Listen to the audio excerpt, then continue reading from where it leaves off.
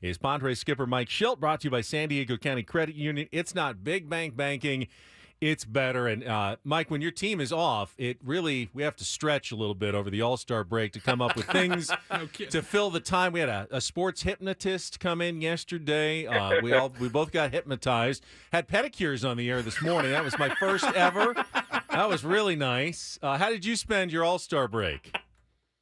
Oh, I wish I could say it was exciting and exhilarating as what you guys are dealing with, but it was pretty low key. Just kind of hung out and worked a little bit and put a nod towards the second half with a little perspective of what just took place in the first half. No question. Are you someone, Skip, that's able to relax? I mean, I know I'm not great at it. I'm kind of trying to learn the older I get. I need to relax and don't think about the show or work or anything. Are you able to kind of turn it off at all?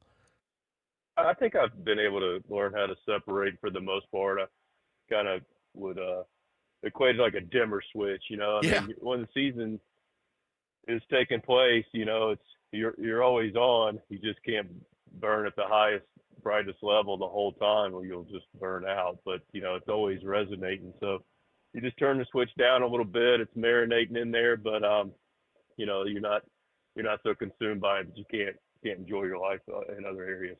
So you get back together, fly to Cleveland, see all the guys. What kind of, do you get an update from everybody? How do you get everyone back in the baseball frame of mind after a few days off? I think everybody's in the baseball frame of mind. Guys, we flew in yesterday. High percentage of the club was with us. Guys are in a good spot, relaxed, ready to go. The guys that came in yesterday, saw a couple of them in the hotel, but we'll see them today. Start the process with getting after the Guardians.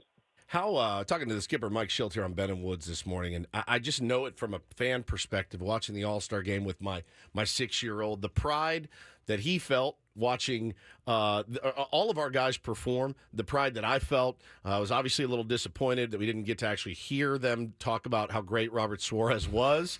But, for you, as the skipper, you're around him every day. What was that sense of pride like for you? Yeah, it's good to see the guys, be there, be a part of it, rightfully so. Proud of them. These guys, I get the privilege of seeing them play like we all do every day, but also the additional privilege of seeing the kind of effort and dedication they have to their craft and see it pay off in an individual honor like the All-Star game, and then see them perform. I mean, all three of them did great.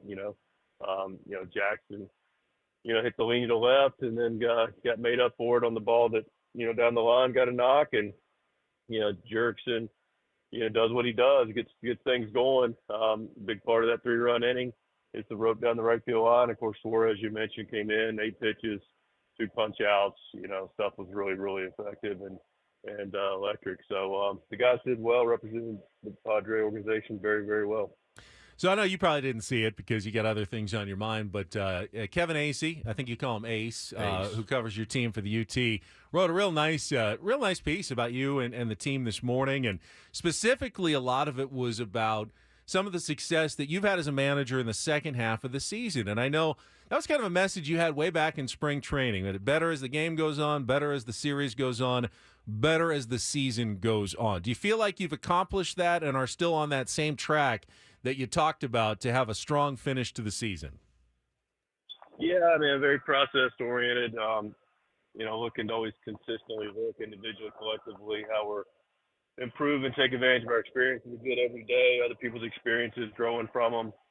I do feel like that's taking place. I feel like a good portion of our club is grown individually. I don't want to list them all, but just a couple of them. Clearly, Jackson's done well, but Morihone, Estrada, take the next steps. Kolick, Rule 5 guy coming in with mostly Double-A experience and starting to get his footing and starting to graduate into some bigger moments for us.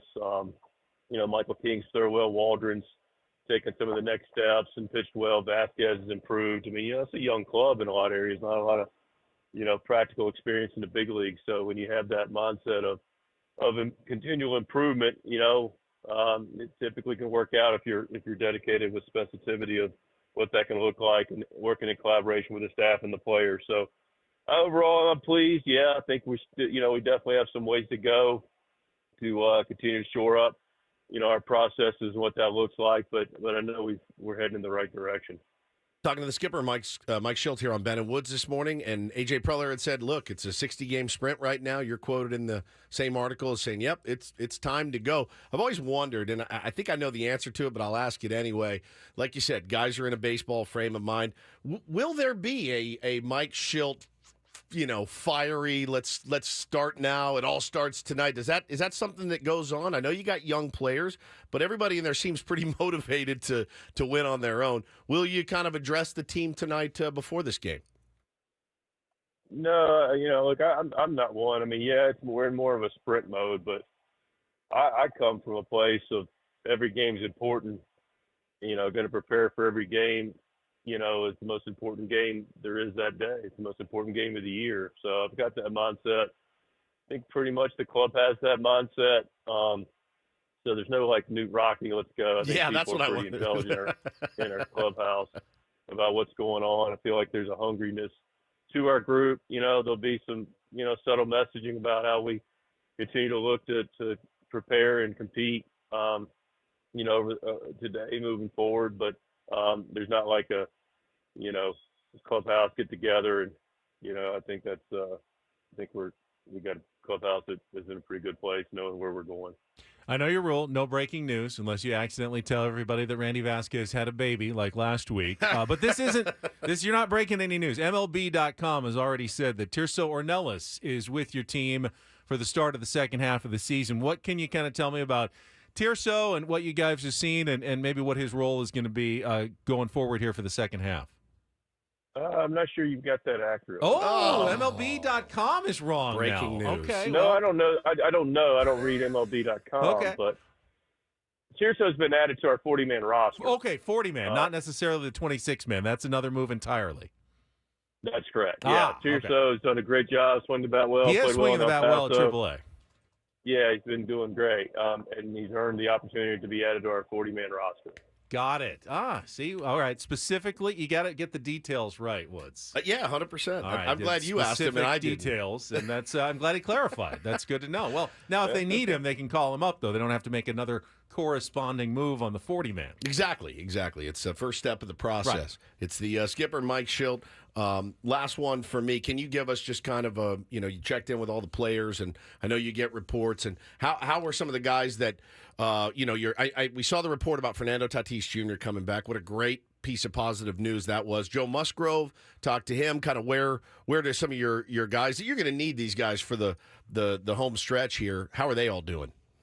Yeah, I mean, we got some of the big boys missing, so we're definitely going to need them. The team's built around them, and I've been pleased with the way we've competed without them, and people have stepped up. But reality is that during the stretch run, we're gonna need guys like Toddy and Joe back in the fold. We just got Bogey back, which is good, clearly, and relative to Toddy, still in a healing pattern.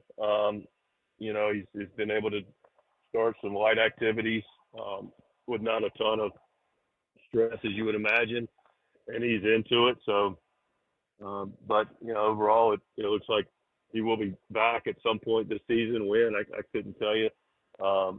And Joe continues to take positive strides as well. He's playing catch. He's starting to throw some bullpen.